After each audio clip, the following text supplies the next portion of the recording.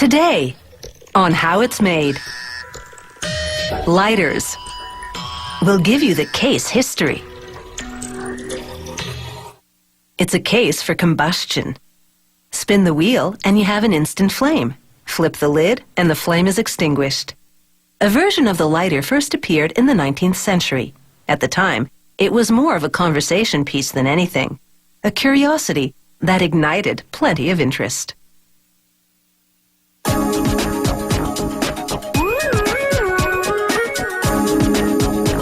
Lighters aren't a novelty anymore, but they're still a hot commodity.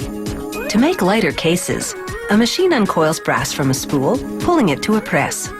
The press stamps the brass repeatedly to shape both the top and bottom parts of the case. A worker collects them and places them on a revolving table. Another worker slides on a hinge to link the top and bottom pieces.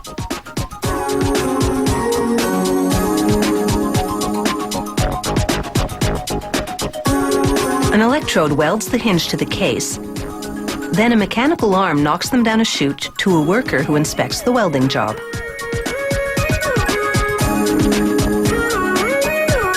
As the cases move on a conveyor system, they get a quick buff to prepare them for plating.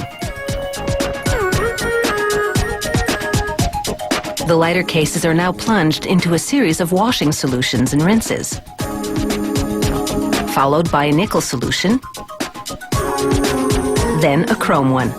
It's the finishing touch for the lighter cases. It's time to move on to the inner workings. A die shapes a piece of steel to make the inside cases.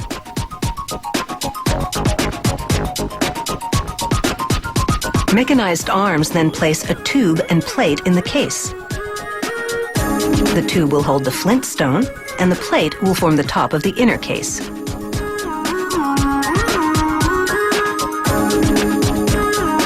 Epoxy seals them in place, and the cases move through a curing oven to harden the epoxy.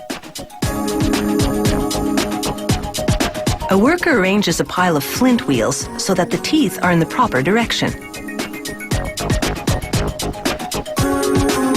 Grippers load the flint wheels into an assembly jig.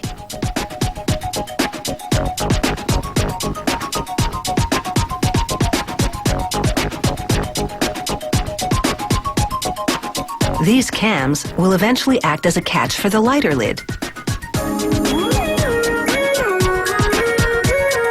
A gripper places the cam in the jig beside the flint wheel.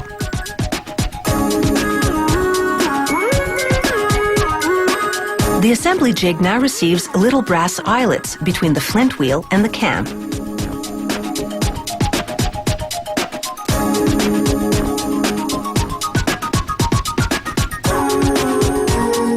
The machine slides the inner case over the flint wheel, cam, and eyelet.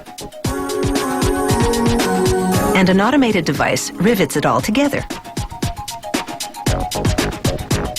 A machine lowers a wick to the eyelet and threads it through.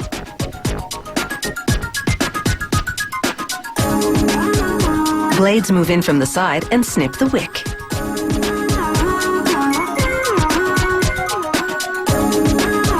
This machine stuffs pieces of cotton into the inner case. The cotton will soak up and retain fuel when the consumer adds it later.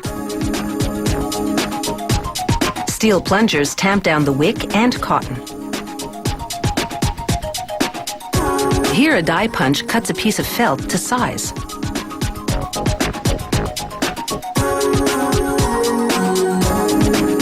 Automated arms pick up the felt and shove it into the top of the inner case.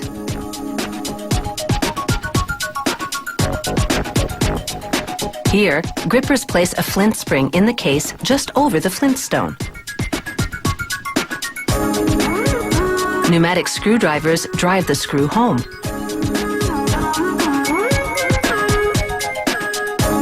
A rubber wheel spins the flint and sparks fly as a light sensor checks their intensity.